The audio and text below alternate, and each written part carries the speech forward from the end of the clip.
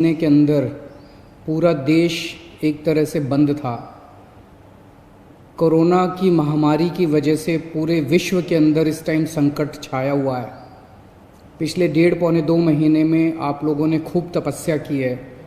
आप लोगों ने काफ़ी कठिनाई का सामना किया है और आपकी ये तपस्या विफल नहीं होगी।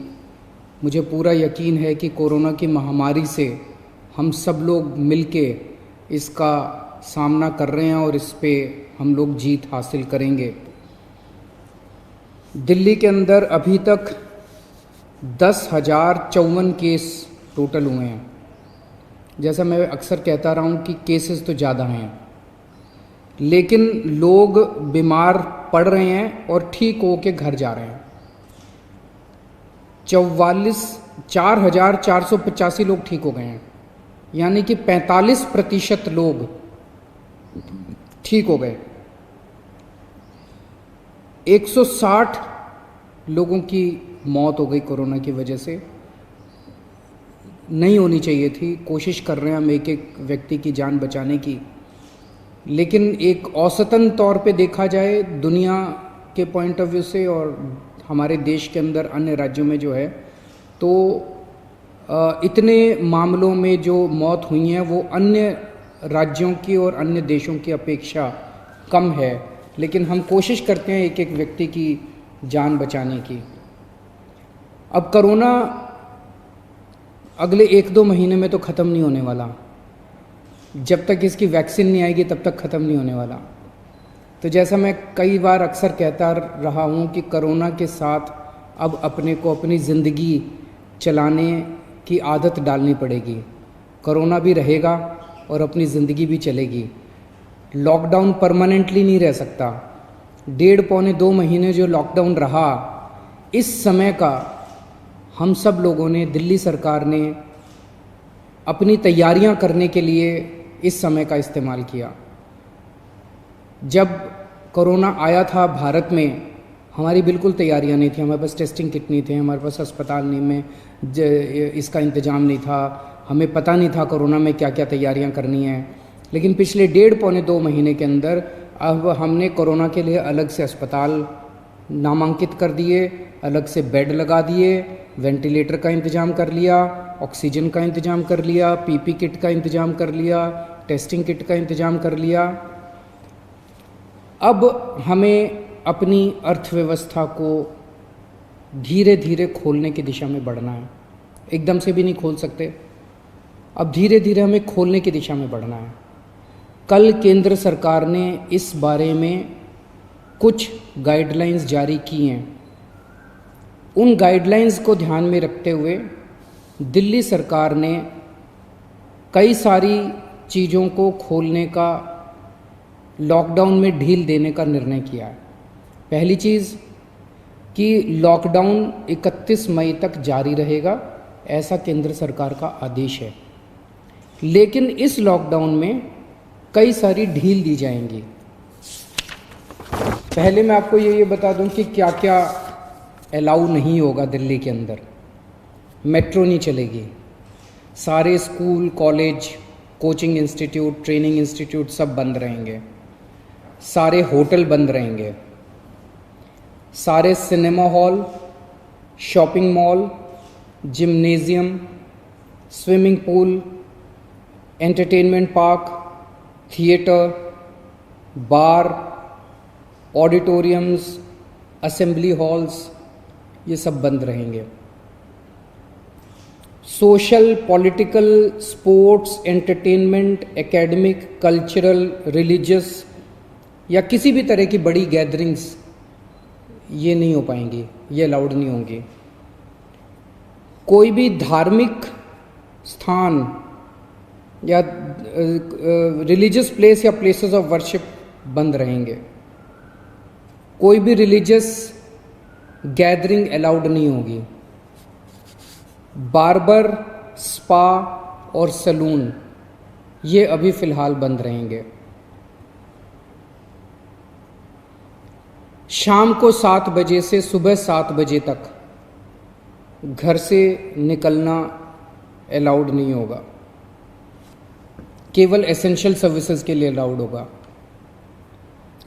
65 साल से ऊपर की उम्र के लोग, 10 साल से छोटे बच्चे, प्रेग्नेंट महिलाएं और जिन लोगों को दूसरी बीमारियां हैं जैसे डायबिटीज़, दिल की बीमारी, ऐसे लोग का घर से निकलना वर्जित होगा, क्योंकि इन लोगों के लिए कोरोना जानलेवा साबित होता है। रेस्टोरेंट्स को खुलना अलाउ होगा, लेकिन वहाँ बैठ के खाना अलाउड नहीं होगा। केवल रेस्टोरेंट्स में होम डिलीवरी अलाउ होगी। स्पोर्ट्स कॉम्प्लेक्स और स्टेडियम ये खोल दिए जाएंगे, लेकिन यहाँ किसी भी मैच के दौरान दर्शक अलाउड नहीं होंगे। ट्रांसपोर्टेशन को खोला जा रहा है, तो auto rickshaw, e rickshaw, cycle rickshaw ये अलाउड होंगे, लेकिन केवल एक पैसेंजर। टैक्सी, कैब्स ये अलाउड होंगे, लेकिन केवल 2 पैसेंजर्स। ग्रामीण सेवा, फटफट सेवा, इको फ्रेंडली सेवा ये अलाउड होंगे, लेकिन केवल 2 पैसेंजर्स। मैक्सी कैब में केवल 5 पैसेंजर्स और आरटीवी में 11 पैसेंजर्स। लेकिन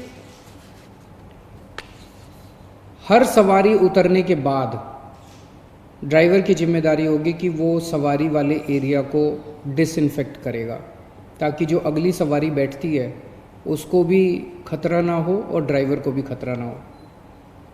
कार पूलिंग या कार शेयरिंग अलाउड नहीं होगी एग्रीगेटर्स वालों को।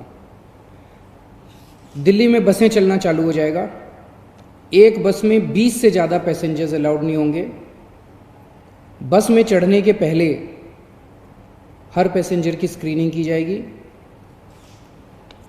और हर बस स्टॉप के ऊपर ट्रांसपोर्ट डिपार्टमेंट की जिम्मेदारी होगी कि सोशल डिस्टेंसिंग मेंटेन करे, बसों के अंदर भी और हर बस स्टॉप के ऊपर भी। व्हीकल्स और इंडिविजुअल्स का मूवमेंट अलाउड होगा पूरे दिल्ली में। 4 व्हीलर्स के अंदर 2 पैसेंजर से ज़्यादा अलाउड नहीं होंगे और 2 व्हीलर के ऊपर पीछे बैठ के सवारी अलाउड नहीं होगी, पीछे पिलियन राइडर अलाउड नहीं होगा। सभी सरकारी और सभी प्राइवेट दफ्तर खुल जाएंगे अपनी पूरी स्टाफ के साथ, लेकिन कोशिश ज़्यादा से ज़्यादा प्राइवेट ऑफिस वाले ये करें कि ज़्यादा से ज़्यादा लोग घर में जितने काम कर सकते हैं वर्क फ्रॉम होम रहे। सभी मार्केट्स खुल जाएंगे, लेकिन जो मार्केट्स और मार्केट कॉम्प्लेक्सेस हैं वहाँ पे दुकानें ऑड इवन के हिसाब से काम करेंगी। आधी दुकानें एक दिन खुलेंगी, आधी दुकानें दूसरे दिन खुलेंगी, लेकिन जो एसेंशियल आइटम्स की दुकानें हैं वो रोज़ खुलेंगी। जितने स्टैंड अलोन शॉप्स हैं, नेबरहुड शॉप्स हैं, रेजिडेंशियल कॉम्प्लेक्सेस में शॉप्स हैं, वो सारी खुलेंगी, लेकिन हर शॉप में सोशल डिस्टेंसिंग मेंटेन होगी और सोशल डिस्टेंसिंग मेंटेन करने की जिम्मेदारी दुकानदार की होगी। अगर किसी दुकान के ऊपर सोशल डिस्टेंसिंग मेंटेन नहीं हो रही तो दुकान बंद कर दी जाएगी। जितने इंडस्ट्री है सारी इंडस्ट्री खोली जाएगी, लेकिन इनके टाइमिंग्स को थोड़ा सा स्टैगर कर दिया गया है भीड़ को रोकने के लिए। कंस्ट्रक्शन एक्टिविटीज़ शुरू की जा रही हैं, लेकिन कंस्ट्रक्शन एक्टिविटीज़ में केवल दिल्ली में रहने वाले जो वर्कर्स हैं वही अलाउड होंगे। अभी ट्रांस बॉर्डर वर्कर्स अभी लाना, बाहर से वर्कर्स को अभी लाके वो अलाउड नहीं होगा। शादी के लिए केवल 50 गेस्ट्स अलाउड होंगे और उसमें सोशल डिस्टेंसिंग मेंटेन की जाएगी। फ्यूनरल के लिए केवल 20 लोग अलाउड होंगे और उसमें सोशल डिस्टेंसिंग मेंटेन की जाएगी। कंटेनमेंट जोन्स के अंदर किसी भी किस्म की कोई एक्टिविटी अलाउड नहीं होगी एसेंशियल सर्विसेज को छोड़ के।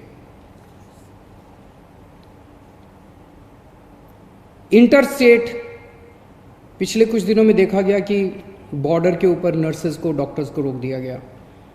केंद्र सरकार ने भी ये आदेश दिए हैं कि बॉर्डर के ऊपर डॉक्टर्स को, मेडिकल प्रोफेशनल्स को, नर्सेज को, पैरामेडिकल स्टाफ को, सैनिटेशन पे काम करने वालों को, एम्बुलेंस को, इनको बिना रोक टोक के अलाउ किया जाएगा। और बॉर्डर के ऊपर इंटरस्टेट मूवमेंट के लिए गुड्स और कार्गो के ट्रक्स जो हैं, चाहे वो खाली ट्रक हों चाहे सामान से भरे हुए हों, उनको सबको अलाउ किया जाएगा। और सबसे ज़रूरी है कि मास्क पहन के निकलना अनिवार्य है, सबको मास्क पहने रहना ज़रूरी है और सोशल डिस्टेंसिंग हर जगह मेंटेन करना ज़रूरी है। और बार बार जितनी बार हो सके आप अपने हाथ अच्छे से सैनिटाइज़र से या साबुन से धोते रहिए। अपना ख्याल रखिए, अपने परिवार का ख्याल रखिए। बड़ा कठिन समय है, लेकिन मुझे पूरी उम्मीद है जिस तरह से आपने पिछले 2 महीने में तपस्या की है, आपकी तपस्या ये बेकार नहीं जाएगी और हम सब लोग मिलके कोरोना से जीत पाने में कामयाब होंगे। नमस्कार।